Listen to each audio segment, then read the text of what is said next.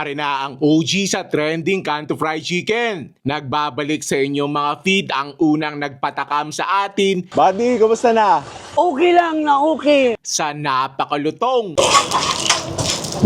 napaka-juicy at napakasulit na street food na to. 70 to, sulit naman talaga. 70 pesos yung Yes, quarter. 80 kasama rice yan. Gulpin laki. Ang laki niyan, para ka nag-two-piece chicken yan sa Ay, fast oo food. naman. 80 pesos Yes, with rice ito na naman, yan. itong mga Thai part, 60 kasama rice lang O, to. itong mga Thai part, yung mga isang Yes, peraso, 60 yes, pesos. 60. Medyo matagal na nawala sa sirkulasyon kaya ating kumustahin. Nagbago pala ng pwesto kaya ating hanapin. At yun na nga, nakita na natin. Napakailap mo ah.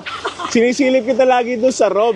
Ba't wala din si Buddy? Saan ngayon yung pwesto mo? Anong kalye ito? Ito, kaya ito ng Orosa, between the Nakpil o Remedios, tapat ng Bay Area. Na-miss ko yung ano mo eh. Aring yung Kanto Fried Chicken mo eh. Yeah, style mo yan eh. Ang gigupit-gupitin na yan eh. Ito naman, 70, mataas kasi ang manok. 70 pesos with rice. Kasama rice na. Kasama rice Yes. din. At may mga bago siyang tinda na sadyang pandiin din. Itong Shanghai natin, 10 piso lang yan. 10 piso isa ko. Yes. Grabe yan ang magandang Oo. pandagdag eh. Tulad yan na rin sisig na nung ako'y dumating, dadalawang servings na. Ang ganun pagkakasikreto na sisig mo na yan. Sadya naman sa ilalim pa niluluto eh. At may libre na rin na sabaw na may kasamang buto-buto at gulay kapag ikay napaaga. Anong oras ka pumapesto dito? Ngayon, dumating ako, late na nga ako eh. 10:30 na ako eh. 10:30.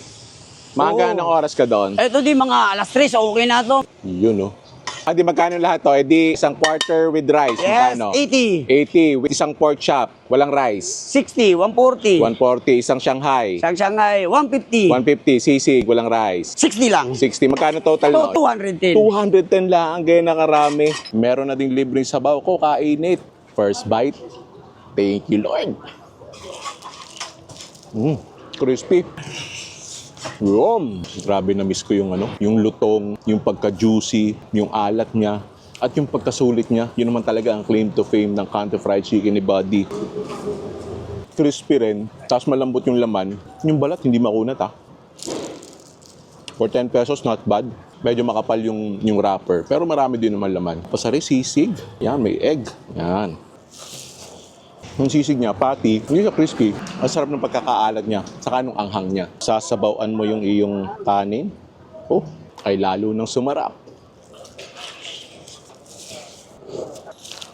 Kakagat ka nung Kanto Fried Chicken, tapos yung kanin na may sabaw, sasamahan mo ng sisig. Now this is a solid bite. Ay siya, tikme kung napapaibig!